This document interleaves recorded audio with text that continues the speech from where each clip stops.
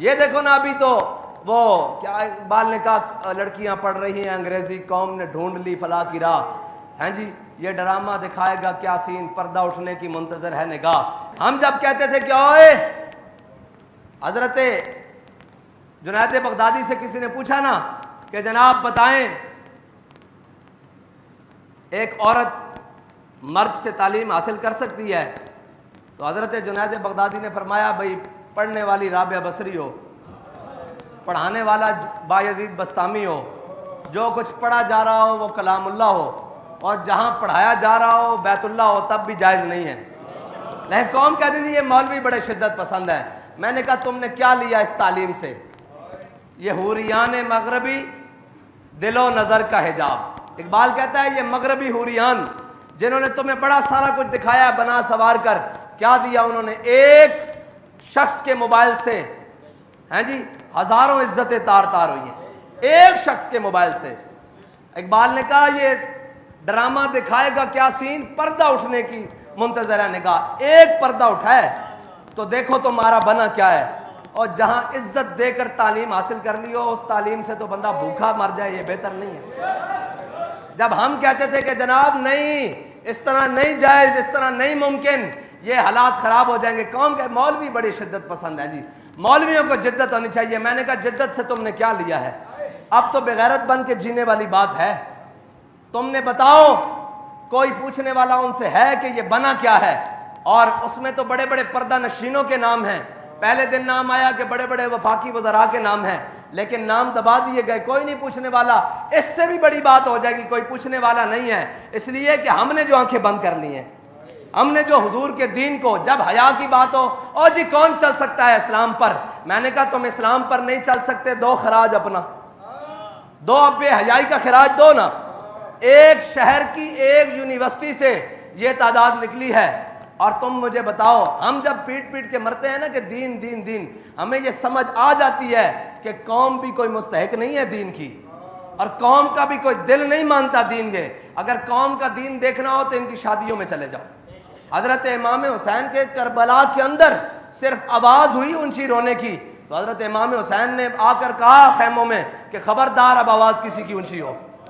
اور کوئی آواز کسی بات پر اونچی نہیں ہوئی، علی اکبر کا لاشا دیکھ کر اونچی ہوئی تھی، علی اصغر کا لاشا دیکھ کر اونچی ہوئی تھی.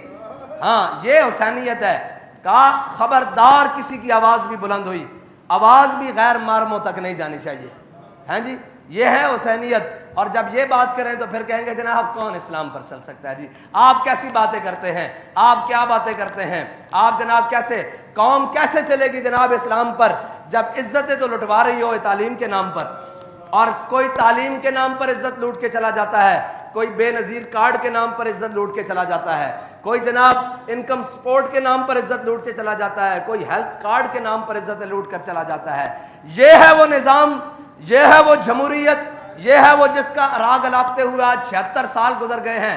اب تو تعلیم کے لیے عزتیں نہیں بحال، بلکہ اس نظام میں تو پیسے دے کر عزتیں لٹوائی جا رہی ہیں. ہاں جی ایک تعلیم یہ ہے کہ مفت حاصل ہو رہی ہو، ایک ہے کہ پیسے دے کے ایک ایک سیمسٹر کے، اور ایک ایک جناب وہ جو ہیں سسٹم کے، اور ایک ایک MBA اور جو بھی ان کی تعلیمی نظام ہیں، ایک ایک سال پورا کرنے کے لیے لاکھوں کی فیس دے کر عزتیں لٹوائی جا رہی ہیں. یہ نظام تعلیم دیا. وہ تو لارڈ میکالے جب اس بر صغیر میں آیا تھا تو اس نے آ کر کہا تھا کہ میں واپس جا کر تقریر کی، اس نے کہا تم اس قوم کو شکست نہیں دے سکتے. اس نظام کو چھوڑ کر ہم نے یہ نظام اپنایا ہے. ہاں صاف سن گیا ہے قوم کو بھی، ہاں سب کو، اس لیے کہ حضور کے دین کو جو کمر کی ہے، قرآن کو پیچھے چھوڑ کر یہ تعلیم جدت کے نام پر آئی تھی. تو پھر اس طرح ہی ہونا تھا نا. اگر قرآن کو پڑھا ہوتا تو پھر اس طرح تو نہیں ہو سکتا تھا نا. اگر قرآن کا نظام ہوتا، قرآن کی تعلیم ہوتی، پھر تو اس طرح نہیں ہو سکتا تھا نا. پھر تو حیا اور محبت کا درس ہونا تھا، پھر تو وفا و عشق کا درس ہونا تھا. لیکن یہاں تو عزت تاراج کر کے، سارا کچھ تاراج کر کے. اور میرے آقا مولا صلی اللہ علیہ وسلم قرون اولیٰ کا زمانہ ہے، جہاں بابا جی احتیاط سے بات کرتے ہوئے کہتے تھے کہ جب مدینہ پاک میں زلزلہ آیا نا تو حضرت عمر نے اگلے دن تقریر کی، فرمایا ما ھذا ما حدثتم. اس کے بعد حضرت بابا جی فرمایا کرتے تھے کہ صحابہ کرام نے کیا کیا ہوگا؟ اتنا ہی کیا ہوگا نا کہ کوئی نماز بغیر مسواک کیے پڑھا دی جاتی ہوگی، پڑھا دی گئی ہوگی یا پڑھ لی گئی ہوگی.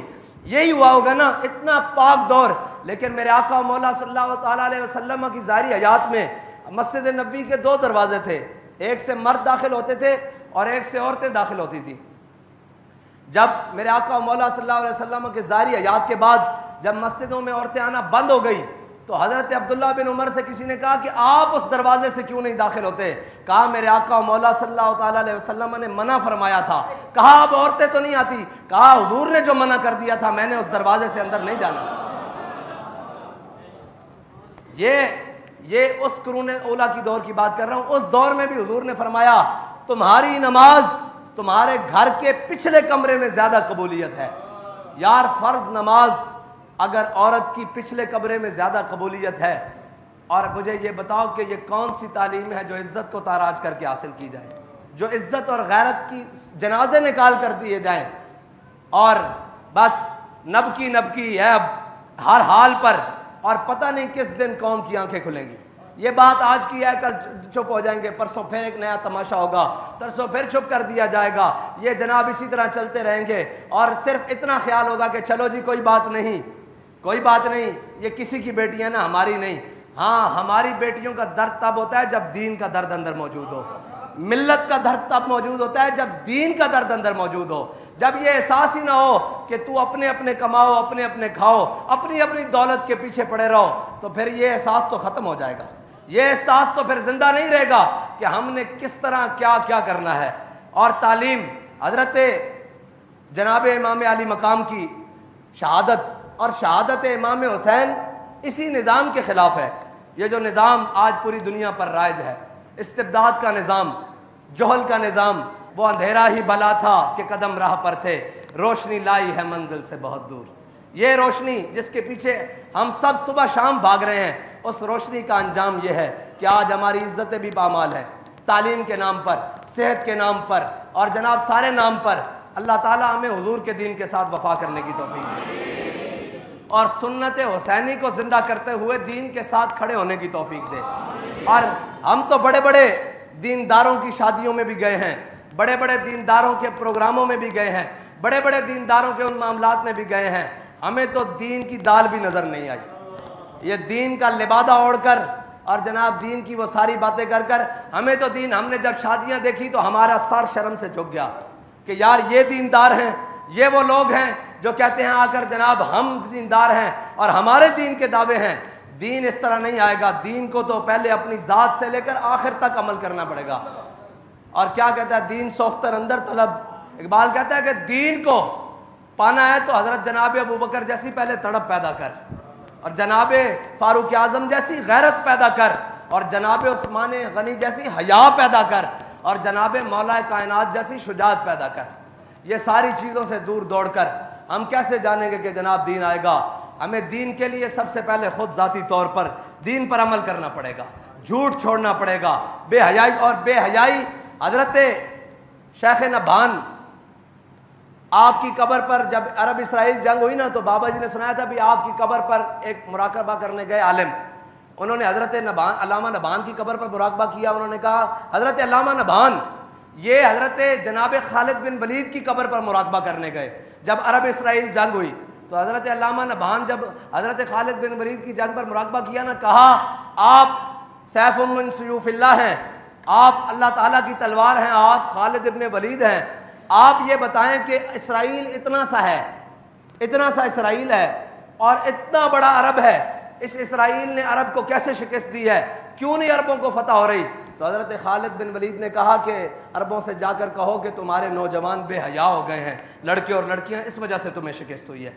جو قوم بے حیا ہو جائے نا، پھر حضرت جناب سیدنا صدیق اکبر نے بھی کہا تھا کہ جو قوم بے حیا ہو جائے پھر اللہ اس کے اوپر اپنا قہر مسلط کر دے گا. ہاں جی، اور اس کے اوپر اللہ عمہم البلا، اور اس کے اوپر اللہ تعالیٰ اپنی بلائیں نازل کر دے گا.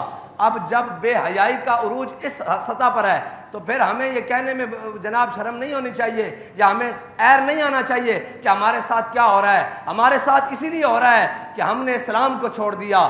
جب میں یہ کہتا ہوں کہ یا اللہ میرا حال دیکھ، آواز آتی ہے بندے اپنا نامہ اعمال دیکھ. اللہ تعالیٰ مجھے اور آپ کو دین کی سمجھ عطا فرمائے. وآخر دعوانا الحمدللہ.